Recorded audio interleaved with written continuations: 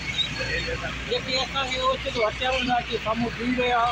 जंहिंमें असां खां सभिनी हिक हिक खां वठी उन्हनि शुरू कई आहे। पर असां सर जेको असां अचूं पिया हिन वाह सां कंडियाल खां रस्तो ब्लॉक कयो त असां हिन खां वाह सां महिलाणी वारे या पुलिस खे चई हुते हुआसीं त अॻियां 3 हमला हुया जंहिंखे लोहियूं पातल हुयूं उन प्रयास कयो असांखे अॻियां थी असां डिस्टर्ब करे थी रहिया उस्ताद बि खां पोइ असांखे हिन लाथो वेन मां जीअं लाथो त ॿिनि खे पिस्टल हुया हिकिड़े खे राइफल हुई उहा पुलिस वारी राइफल असां सुञाती ऐं जेको आहे लही हेठि उनजो पतो असांखे असांखे हेरासमेंट करे सभिनी जा कागज़ मोबाइल वग़ैरह जेके बि हुआ उहे असां अच्छा तव्हां छा में सुवार हुयव? सर वेन में हुआसीं जेकी सेवण खां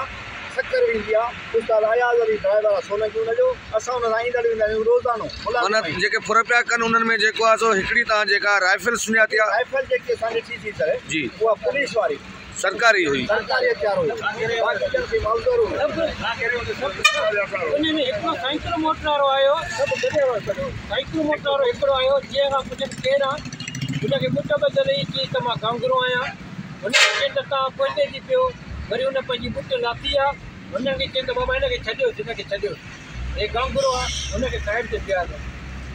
बाक़ी ॿियनि खां सभिनी खां फुर कई अथनि। हाणे तव्हांजो छा चवणु आहे? असां एसपी साहब खे